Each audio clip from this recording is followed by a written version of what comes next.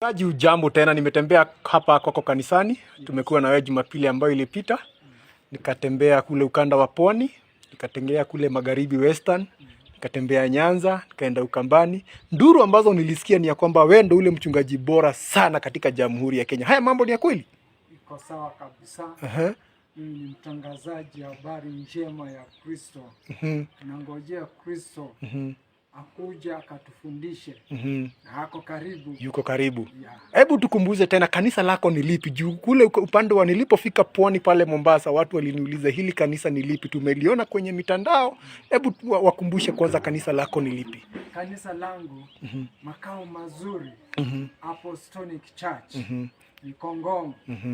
Na mbona wewe ukapata hili zawadi ya kuwa mchungaji bora katika Jamhuri ya Kenya ikawaacha wachungaji wengine? Hebu tupe hii siri, kwa sababu inasemekana wewe ndio ule mchungaji bora. Mchungaji bora ni mtangazaji habari njema ya Kristo.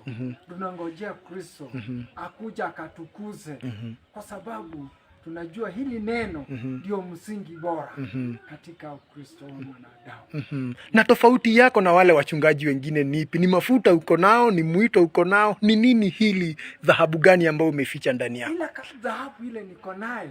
Unajua wachungaji wengine wanachukua miziko, wanapepesha watu, wala hawabebi. Kwa sababu Biblia inasema njooni kwangu, ile mziko midogo mimi nitabeba, si nyinyi mtabeba.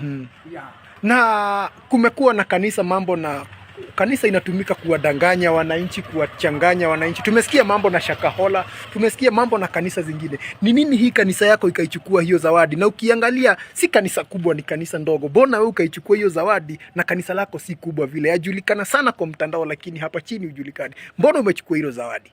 Ile zawadi nimechukua.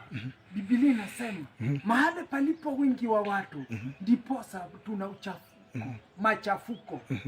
Kwa sababu unaona hii kanisa langu ni ndogo sana, nalipenda kwa sababu linasema ukweli.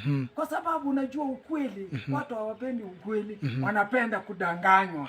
Ndio furaha yao. Na changamoto ya kudanganya, mtu anakuwa na sarakasi, anakuwa na changamoto ya sarakasi na kudanganywa, kwa sababu hili lango si la kudanganya, hili lango la kusema ukweli wa Kristo. Nimefurahi sana mchungaji. Na hii mambo uchungaji ulianzaje?